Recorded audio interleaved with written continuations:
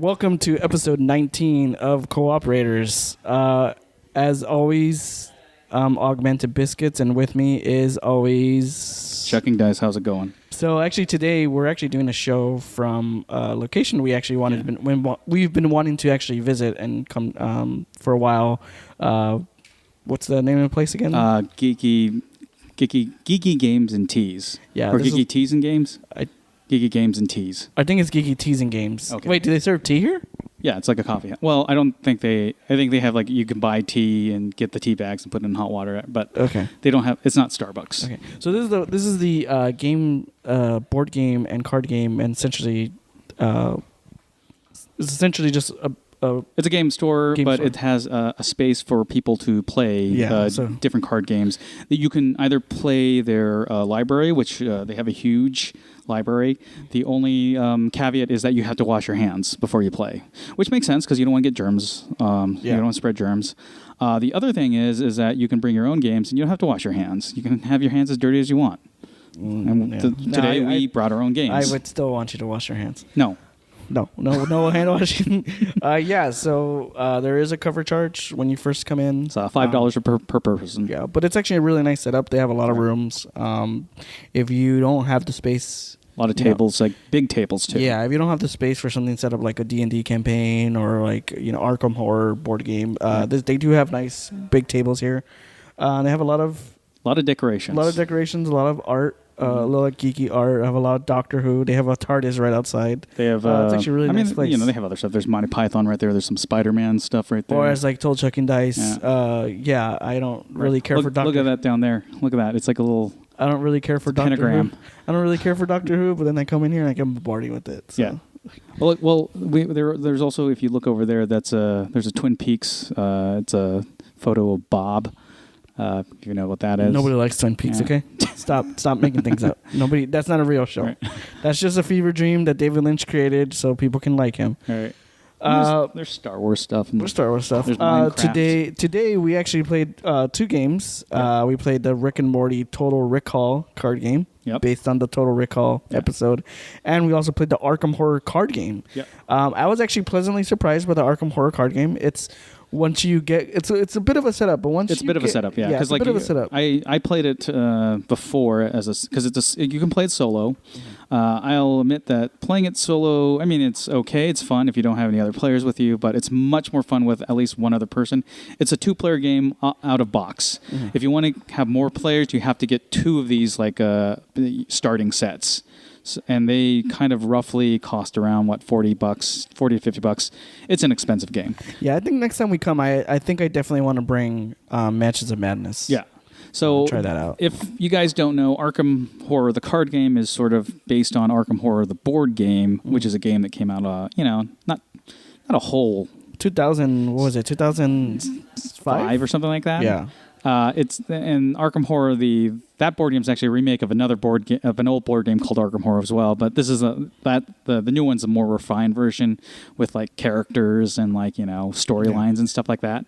That spun off to Mansions of Madness because it has all the same characters as well, and it's like an exploration of a mansion. It also spun off a sort of dice/card game called Elder Sign, which I'm not a big fan of that game. I own it, and it's one of those games that is way too difficult for its own good. I mean, some people love it, but I'm not a big fan. And a lot of people call that the pared-down version of Arkham Horror. I would say this card game is a pared-down version of all those versions, and it takes a little bit to get into because it has so many rules and stuff like that, but it's not as many rules as when we played Arkham Horror. Or when we looked at the rule book for Mansions of Madness. This is a much easier game to get into. Unfortunately, it's only a 2-player with 1 starter set. But if you get the expansions, you can actually increase that to 4 players. I think there's one other expansion, and then it's the one, the Dunwich Horror. And it has more characters to choose from. So we just played sort of the vanilla game today. Yeah. We played it on easy. This is what I like about it too, is that there's actually difficulty levels. Yeah. In all the other versions of Arkham Horror, although they're spin-offs, there are no difficulty levels. It's just butt hard. Yeah, and it kind of falls in line with the whole Arkham, the whole Cthulhu mythos, which is everything's against you. Yeah. So there really isn't. You basically the world's against you, and the world's against you. You have to figure out how to defeat the darkness in the world. What I love about this game too, it's very story driven. Yeah, the campaigns. That's what we were talking about right before we finished up. Is that we actually really enjoy the campaigns. Like we just finished one campaign, and it gives you two choices at the end to make, and it's kind of like the choose your own adventure. You make one choice, and you go to one branch, or you make another choice and go to a different branch. And that can affect the next game. And I think there's about 3 or 4 campaigns in this one game. But I feel like if you could play this over and over again and not get tired. Yeah. It's like playing an old video game or something. Also, unlike the Arkham Horror board game, this actually went by pretty fast. That's another thing. What were we done in an hour? Yeah, we were done in an hour because normally it takes us 3 hours to play a solid game of Arkham Horror. Actually, I think we were done. Right. Actually, probably done less. Less, was it 20 minutes? Probably. Because we started around 6:30. Yeah. And it's 7 now. Yeah, it's 7 now, so it didn't take too long. 20, 30 minutes. Right. And then the other game we played was, like we said, Total Recall. Right. Rick and Morty's Total Recall card game. Yeah. This is actually really fun, really easy setup. It's like a psychotic version of Old Maid. Yeah. I don't think I ever played Old Maid. Yeah, we talked about this, but basically there's parasites and then there's normal people. Yeah. You got to shoot the parasites, but not shoot the normal people. Yeah. I guess it's more like The Thing. Yeah. We actually got dangerously close to losing the game because when you shoot 4 normal people in the game, you actually do fail completely. Right. We got dangerously close. I think I shot 3 normal people, and No, I think I think you killed one. You killed one normal. No, I killed 3. Oh, you killed 3? I killed the. Oh, you killed all 3. 1, 3, and I killed one. No, you killed one, and I killed 2. I killed one. Yeah. Right. So we got dangerously close, but we were able to finish up. This is actually a card game that's for 2 to 5 players. 2 players, it wasn't so bad. It actually went pretty quick. It got a little hairy at the end. It's a bit of a setup in the beginning. It's a little. Not as much a setup as Arkham. It's not as much a setup as Arkham, but I feel like the instructions written for Rick and Morty probably could have been a bit clearer. Right. But yeah, it was actually fun. The one thing I did before, playing both these games, learning the rules, is that I go to YouTube and I just look up how to play Rick and Morty Total Recall or how to play Arkham Horror, and there actually are tutorials. People either create their own tutorial or the game company makes their own tutorial. I think I went to YouTube for Rick and Morty, and it was this girl who I think it's the gamer girl or something like that. I'll have a link below to her YouTube page, but she goes down and basically, cut and dry explains everything. Here I couldn't remember what she said before, but we read through the rules and figured it out. Arkham Horror, Fantasy Flight, who created this game, Arkham Horror the card game, have their own tutorial online, which is great. Yeah, because some of these rules can be dense or a little bit confusing or vague. It's also helpful to have someone checking dice who likes to do all the setup. Right. So when you're like me who just kind of wants to get into it, you have somebody who's experienced with it. I mean, it's not hard, but that's the thing. It's I feel like the instructions for these card games can I feel like they don't do any kind of like a good explanation of everything? Kind of like a real world test of their instructions. They don't actually have a group of people sitting down and reading the instructions, setting up the game, so they can see how sometimes their instructions can be a little dense or not written very clearly. Right. Just kind of like a test case scenarios. I feel like that needs to be done more with board and card game instructions. Right. But yeah, it was fun. Yeah. Do you have anything else to add? I just want to, talk about the venue a little bit. It's a pretty good venue. It's located in Burbank. Anyone can come in and play. We just saw a group playing a classic dungeon, or I don't know, I think maybe 4th edition Dungeons and Dragons. And, they're typical players, having fun and doing a little campaign. What was that thing they said after they encountered an ogre? Game ogre. Yeah, game ogre. Little puns. Always welcome in a D&D session. So far, there's not a whole lot of people here. I think today you can stay until at least 10 or midnight or something. Yeah, it's also bring your own beer. Yeah, bring your own beer. They do still snacks here. Right. They don't allow outside food, but they do allow you bring your own beer. Yeah, it's a nice place. It's a nice place. So if you're in Burbank area or you're just in LA area, you want a place to come play, meet up and play D&D or anything else. It's actually a really good place. Right. Anything else? No.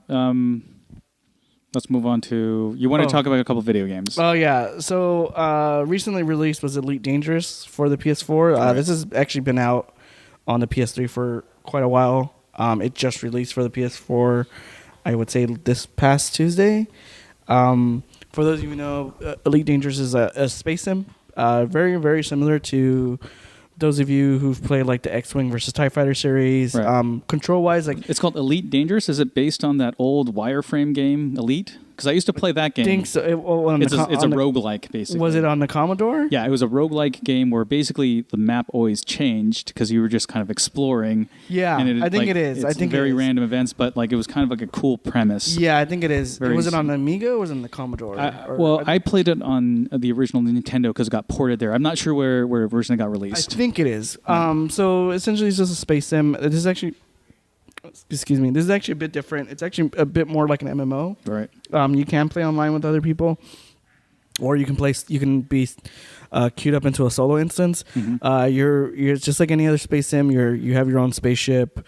You're most of what you're doing. You can either explore, the galaxy, or you can attack pirate ships or wanted bounties, or you can also mine for resources. The game also has an economy, so like certain stations, will have certain goods for sale, but also request certain goods, so you can make money that way. Essentially, the entire game kind of is summed up as you fly around, and 90% of your time you're flying around, and then the other 10% you're in an adrenaline rush of you're either making supply runs and trading goods for like station to station, or you're fighting, you're in dogfights with other pirates and stuff, or wanted ships. The good thing about this game is actually really nice. It's actually really scratches that space sim itch. It doesn't hold your hand. It actually has a pretty steep learning curve. You really do have to know. You have to land your ship everywhere, and it's nice because you actually have to request docking clearance before you land in the station. So you have to request docking clearance. Basically, you have to go through procedure. Yeah, well, you just have to request docking clearance, and then they'll tell you, land on pad number 17, right? And you have to land on that pad. If not, you get fined. But it's really nerve-wracking because you actually have to fly into their station, and then you have to slow down and actually have to land your craft, and it's intense. I mean, it can be intense taking off and landing. Another thing you can do too as well is you can go on rare item supply runs. Essentially, you can just trade items from station to station and kind of amass a fortune. Right. When you have enough credits, you can actually buy newer ships and upgrade them. You can add in more, guns, different types of guns, like missile launchers or Gatling guns, things like that. There's a lot of ship customization. A lot of the cosmetic stuff you actually have to pay for. Right. But for the most part, it's just like any other MMO. You can pay real world cash. That's more of the cosmetics, like the skins, or you want to customize or like colors, things like that, like special colors. Overall, it's actually really fun. It's not for everyone because it can be a bit dry at times. Yeah. Like currently, I'm playing it and I'm really just kind of doing. Apparently it's a little more user friendly now because they have tutorials and stuff set up now. When it first launched, I think this might have launched like maybe a year ago on PC. It was very not welcoming. It wasn't very welcoming because they didn't really have tutorials and stuff. But right now I'm playing and they actually have they direct you to stations if you want to do. If you want to get the hang of like mining or dogfighting, things like that. It's actually really fun. I recommend it for anybody who really enjoys those space sims. The reason why I bring up X-Wing versus TIE Fighters, it actually has things like power management where you can manage your systems, like as far as like your life support can actually, if you're running out of energy, which system gets shut down first so you can keep surviving. You can also manage your power on the fly. So like if your shields go down, you can divert power to your system so that your shields go back up quickly, but you're also It's like that's a very Star Trek kind of element. Like more power to the shields. Yeah, more power to shields as opposed to your weapons or your. I think it's engines, shields, engine systems, and weapons. So I think so engines is just your engines. Systems is essentially your shields. Like with weapons, does it increase in damage if you with weapons power? If you increase your weapon power, your cooldown on any energy weapons and I believe also reload is quicker. Right. So you can shoot your cooldown rate on it is a lot faster. If you divert powers to systems, your life support and your shields recharge faster. And then if you divert powers to engines, you travel faster. Correct. I would recommend this game to people who like those space systems, especially like micromanaging systems and things like that. But it can be really dry. I think because you're in a galaxy, there's so much distance between everything. You're like constantly flying everywhere. That's one of the things I didn't like about. I mean, we talked about Star Trek Online. Other than like actual ship combat and the simple art of turning a ship, one of the things I hated is the distance that you would have to brave between each mission. Now they did give you an option to do a warp transconduit thing where it just kind of makes you appear at the whatever, but I think you can only do that once if you didn't have a certain thing. In this, you can do they have two modes. You can either jump into hyperspace, and then once you jump to a new star system, it's like a hyperspace jump. But then when you get there and you want to go somewhere else, you go into cruising speed, which is kind of like you're just kind of watching it. Like you're watching it. Like you're basically just shortening the distance between where you're at to where you want to be. Right. And you have to actually drop out of cruise speed. So you have to time you can't be going too fast when you get to your destination. So you have to like really kind of manage your speed. So it's a lot to take in. There's a lot of terminology. There's a steep learning curve. But if you do enjoy those space sims, I would say check it out. Another game that was released recently, I'm actually having a lot of fun with, but it's also nerve-wracking and annoying, or just difficult. Is they actually remastered the Crash Bandicoot games, the trilogy 1, 2, and 3. I've never really played those games, but they were really popular in the late 90s, early 2000s? Yeah, early the PS1 and the PS, pretty much in the PS1 era. Yeah. I'm sure everyone knows who Crash Bandicoot is. Yeah. Essentially, I only know him because he would appear in like back then WWF, and like his game would sponsor whatever pay-per-view, and then they would actually show a lot of their the commercials to their games. They actually so what Activision did with Vicarious Visions actually as a studio, they remastered all 3 games and they put them on one disc or as downloadable. It's actually a pretty good price. It's $39.99. The games have new assets and everything. The gameplay is still the same, so it's still frustrating to play sometimes, because of the camera angles and because how precise you need to be. The platforming can be frustrating, but it's actually really well done remaster. It's pretty fun. All the original music is there. You can actually play as his sister Coco. I haven't gotten too far because the levels can be really difficult, specifically because the camera angles suck, but they're still fun to play. I mean, it's just a remastered version of So if you enjoyed, those kind of like early '90s platformers or kind of like the PS1 polygon platformers, I would say check it out. I was a huge Crash fan. I'm hoping that with this release, they actually remaster Crash Team Racing, which is like my favorite kart game. I'm kind of biased because I didn't play Mario 64. Or Mario Kart 64. Mario Kart 64, yeah. But I played Crash Team Racing first, and then when I finally played Mario Kart 64, I actually thought it looked like shit and was too slow. Like it looked ugly. Like you got to remember, like 64 games weren't very. They weren't pretty. They did not age well. Yeah, they're polygons. Basically, they're horrible. They're fuzzy. But yeah, I say check that out as well. I mean, like I guess getting back to that sort of the sort of polygon look. Yeah. Like I always say, I always have like sort of, I guess younger people. Like when I say younger people, they're usually in their 30s now, but or like late 20s. Like we always have complaints about. I always look at the N64 games as like being a little bit more dated than like Super NES and the 8-bit era, just because like. With like pixelated graphics, there's a certain art form of simplicity, but also building great character at the same time. Like Mega Man blinking and running as how he moves like that. Yeah. There's character to it. But when I look at something like, and like even like Zelda, like Legend of Zelda 64, whatever, Ocarina of Time. It did not age well. Yeah.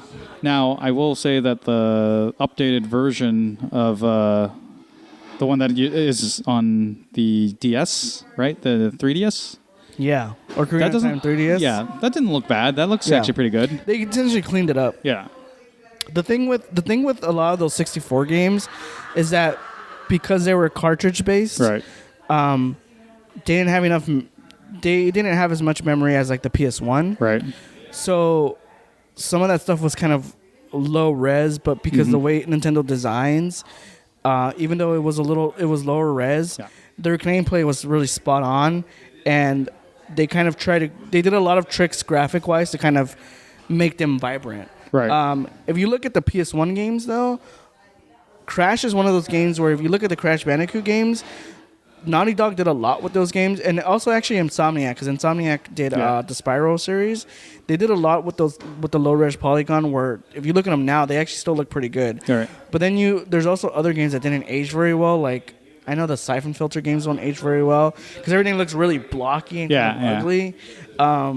Another example is that Bruce Willis game Apocalypse. Oh, Apocalypse. That looks horrible. Yeah, I actually like the gameplay. And actually, I would also say Final Fantasy 7 and 8. Right. Also, graphic wise, did not age very well. I would say 7, 8. There are some degrees where I don't mind, but like every time they show a close up of the like when you're not in a cutscene, basically. Yeah.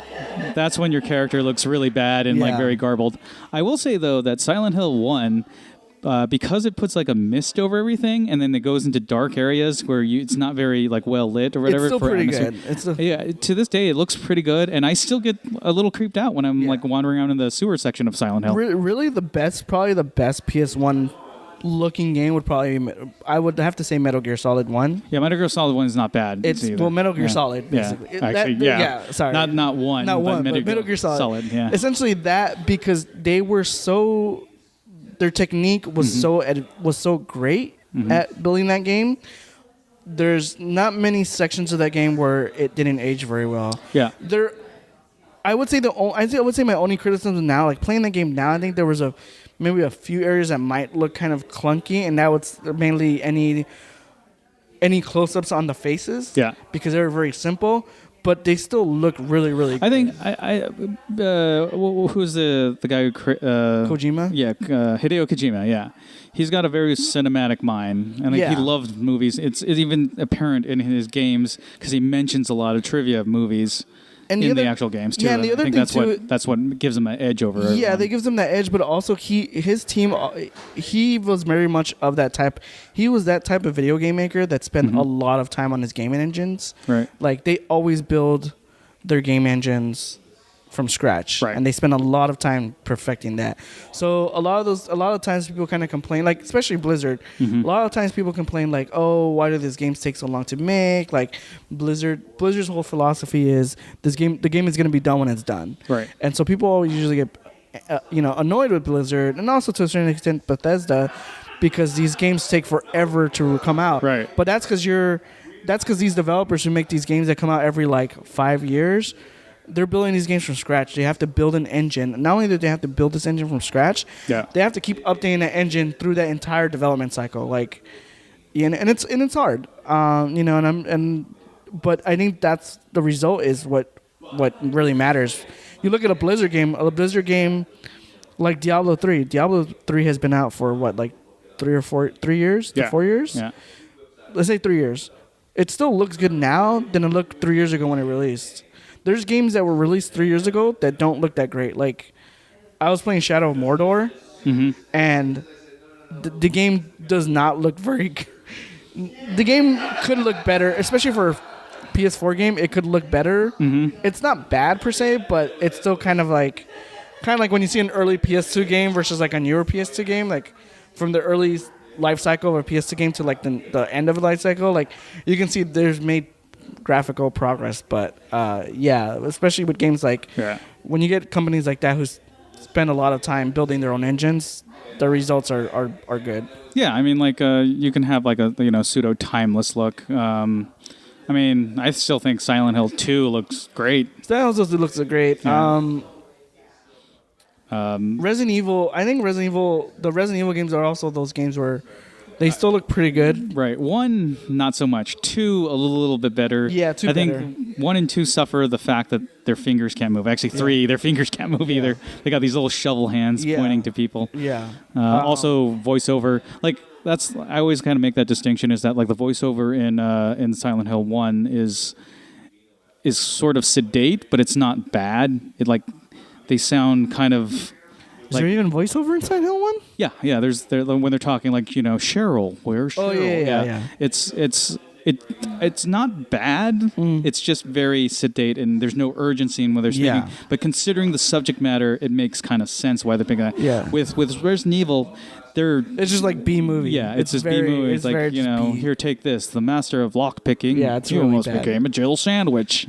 I would say there was a vast improvement between Resident Evil 1 and 2 voice acting wise. Right. Because I think 2 is actually still really 2's good. a little bit better, yeah. A lot better. I was just saying, 3 was pretty good. 4 was 4 is a game changer. Yeah. But yeah.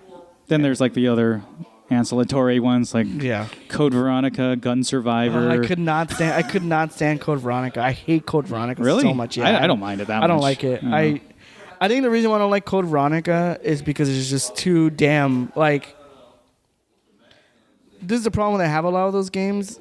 Well, like Code Veronica, but also like the problem I had with like Gears of War and stuff like that is when I play those games, I feel like you really feel that they padded the game out quite a bit. Yeah. Like, I need to find the key. I need to find the keys for this door. Right. Oh wait, it's not just one key. I have to find 4 keys. But each one of those 4 keys, I need to find this to get that key so I can have a key so I can open that door. Right. So it's whatever. Yeah. So that's like Gears of War is like that. Where like but yeah. Well, yeah. I mean, like I always kind of tend to like maybe I'm biased because I'm looking through rosy eyeglasses. When I look at like a pixelated game, it kind of basically fits that sort of like setting. Yeah. Which brings us to a point of they're actually coming out with a Super NES classic. Oh yeah. I forgot. That was the other thing we were going to talk about. Yeah, we want to talk about that. So Nintendo did announce that they're going to release a Super Nintendo Classic Edition.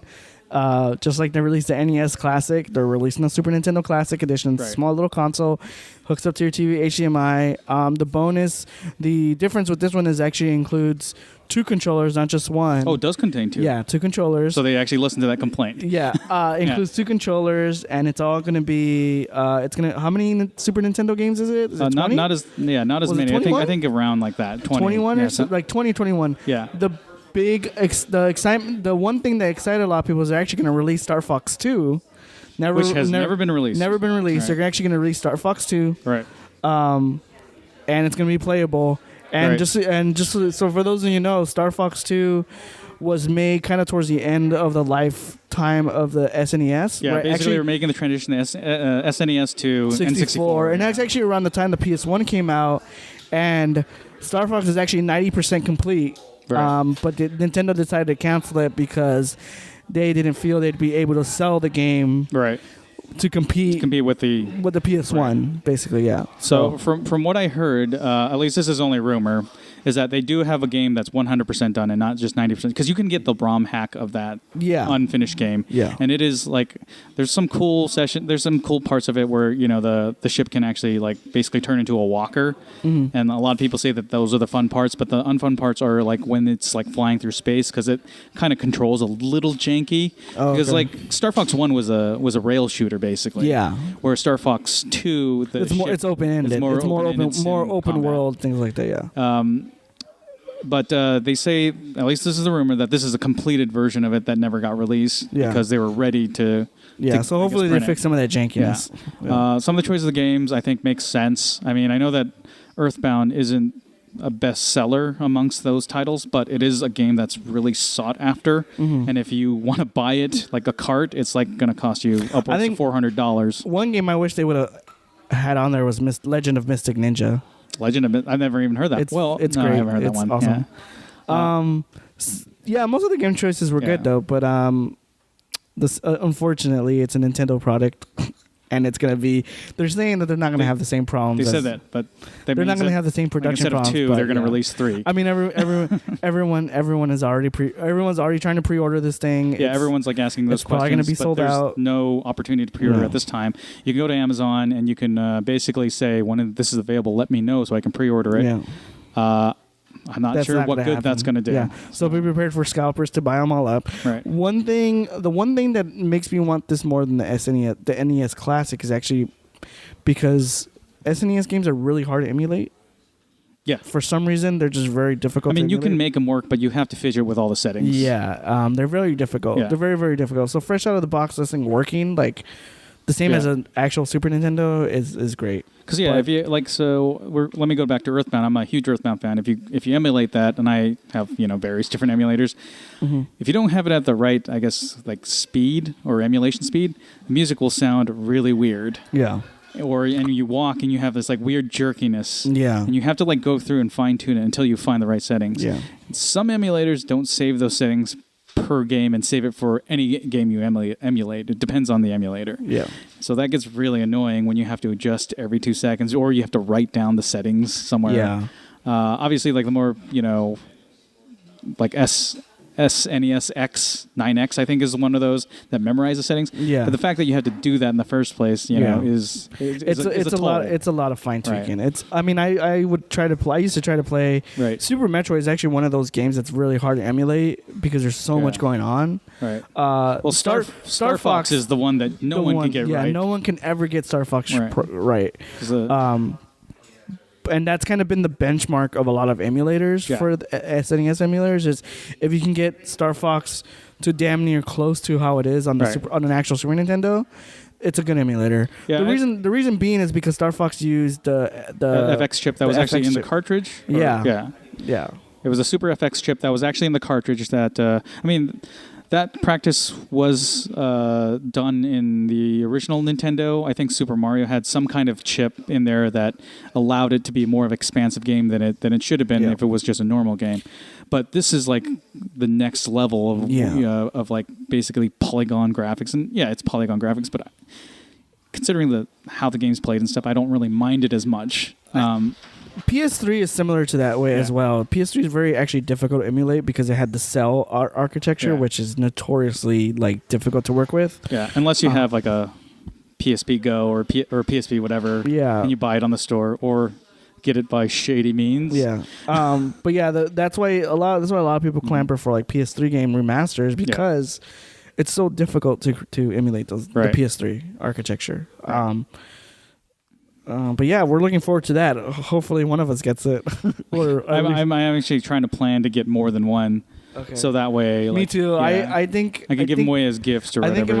I think if I'm able to get into the Amazon thing, I might just buy. I'm probably gonna buy like maybe 2 or 3 of them. Right. Anything else? You got anything else? No, we got 10 minutes to fill here. What else were we gonna talk about? I have no idea. Did you want to talk about one more game before?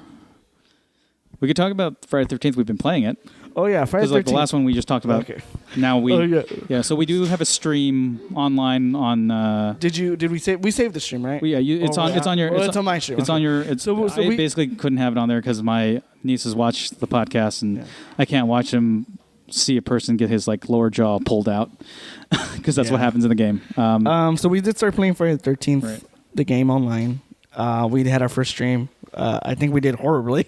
I think the first 2 games... we actually beat it. No, I didn't beat the first 2 games. I sacrificed. I got into a car when it was moving. Chuck and Dice got into a car twice, and left me behind. I mean, I sacrificed myself for the greater good. Actually, the second game, when I was like, because Jason can still stop you if you're in a car. He can actually gets in front of the car.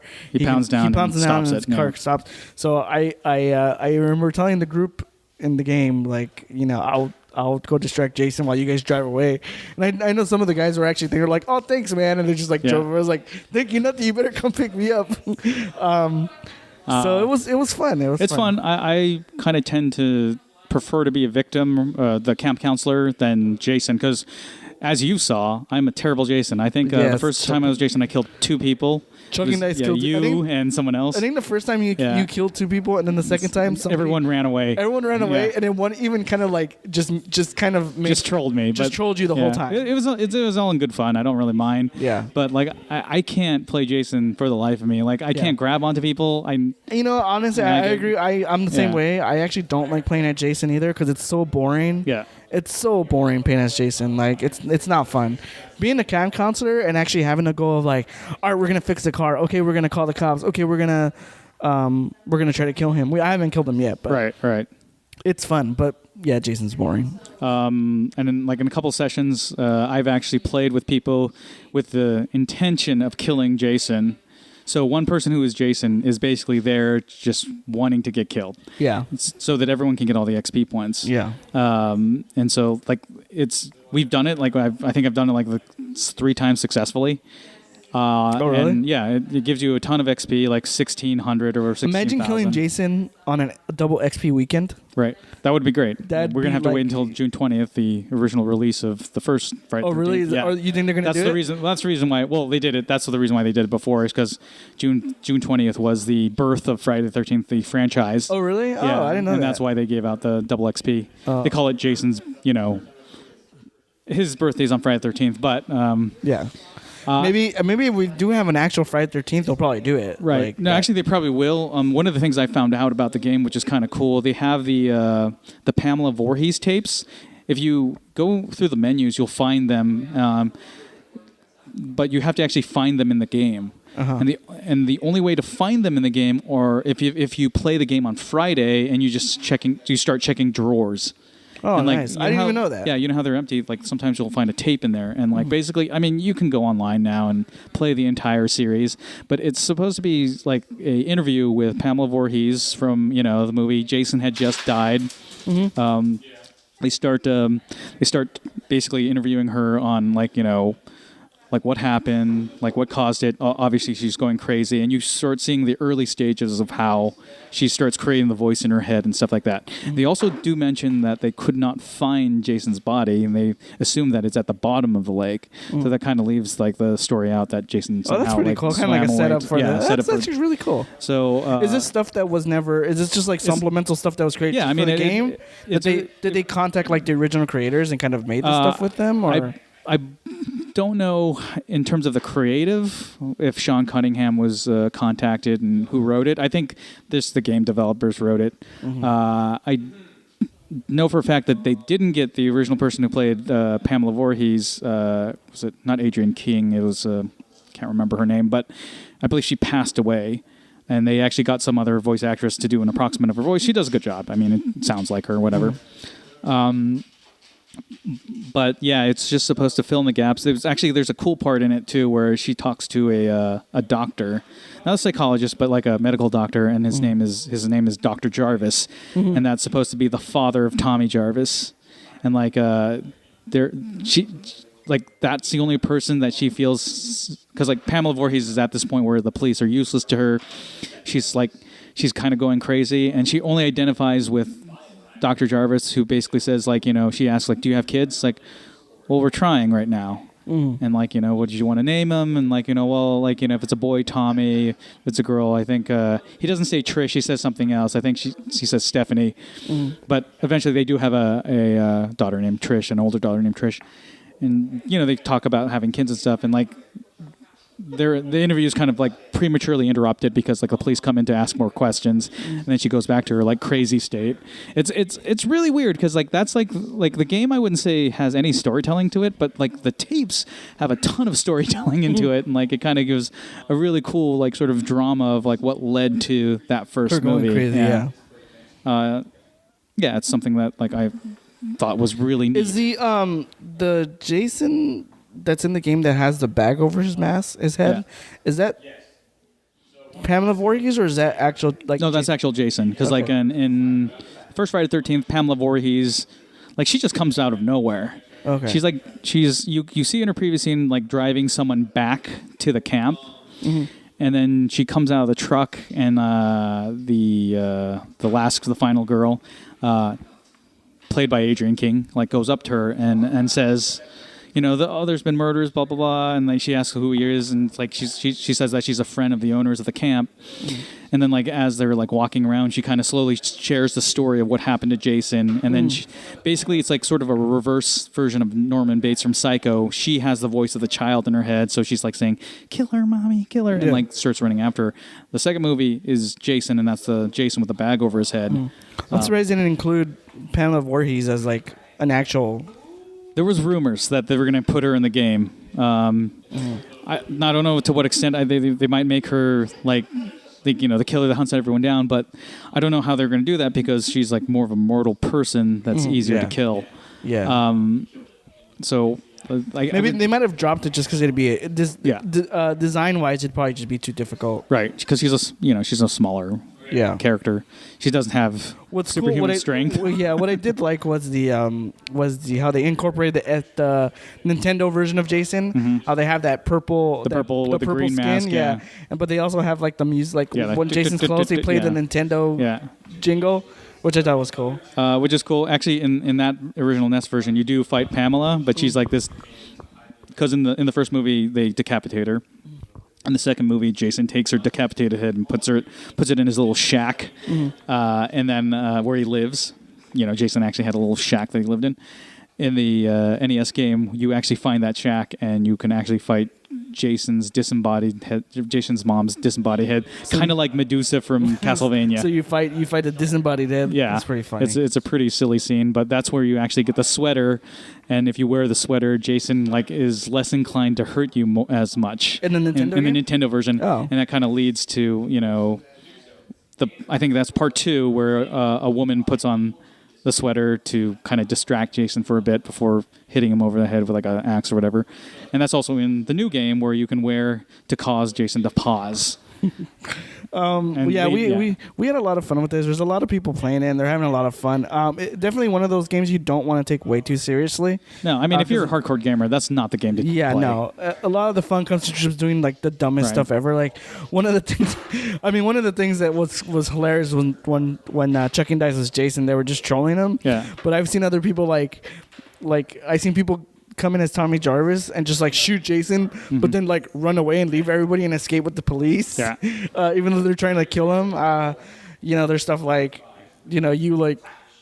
I know I did a few times. They shot the flare gun, and the flare gun just bounced off Jason because you're supposed to shoot to him. Well, really I thought that was a glitch. Yeah, and it bounces off him, and it hit actually one of the camp counselors I was with. Yeah. And so she was distracted and slowed down, so Jason killed her. And I just ran away. Oh yeah, and that person took it way too seriously. Oh yeah. See, really, if you're playing this game, really avoid people who take it way too seriously. Who are like.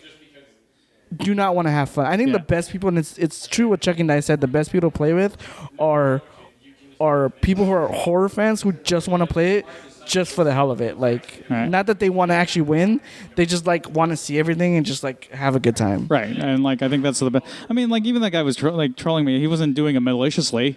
I mean, I wasn't taking it really too seriously because like, when you guys came out, I was just like, don't ever come back. Yeah. I got them. And like, there's only one guy left. It is. Yeah. I'm just like goofing around after a while. And like, I admit I'm a terrible Jason.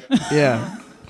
But yeah, we'll be doing more of that. I'm not that much better of a camp counselor. I can sneak around for a while, but that's about it. We'll be definitely doing more of that.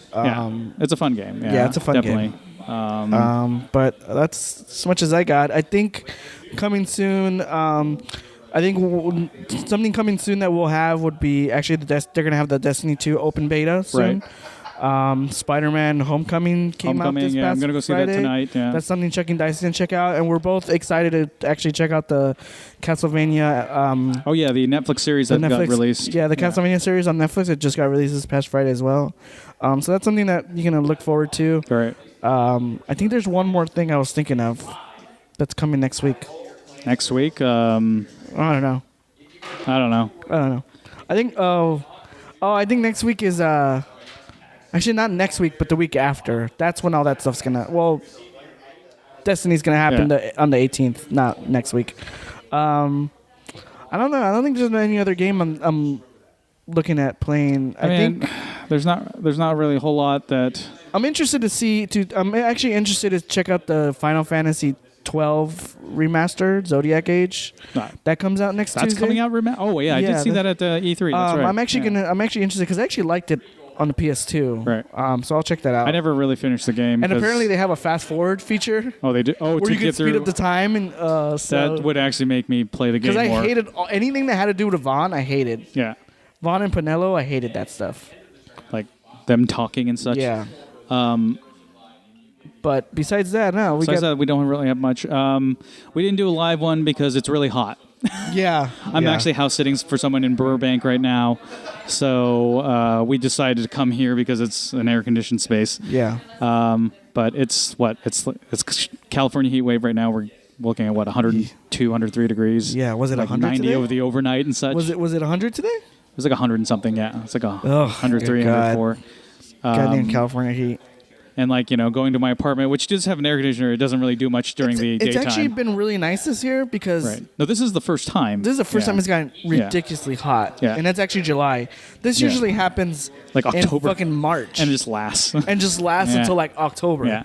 So I'm hoping this doesn't last until October because usually around October is when it cools down. Right. And, by November, was it like 2 years ago? Remember when it was like 85 degrees on Christmas Day. Right. It was hot on Christmas. It was hot on Christmas, yeah. It was just like, what the hell is this? So, but California, you don't have to encounter the winters, which I'm thankful for because I don't like winters. I know you came from Kansas. We had horrible changing weather every 2 seconds.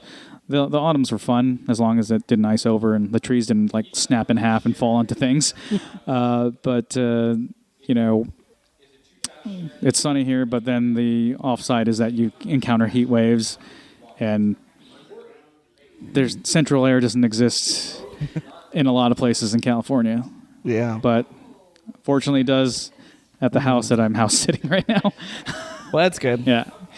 Okay, so we'll, I guess, see you next time. Next time we'll probably hopefully do it live if it's not too hot. Yeah. But this time we just wanted to record it to save our sanity and save ourselves. Check out our E3 podcast as well. Yeah, it's just up. It took a while to get up because I was doing a whole bunch of stuff. We actually had a lot of... we had a lot of material on that, too. A lot of material. We talked about games and stuff like that. But I hope you guys enjoy it. Yeah. We'll see you next time. Thank you.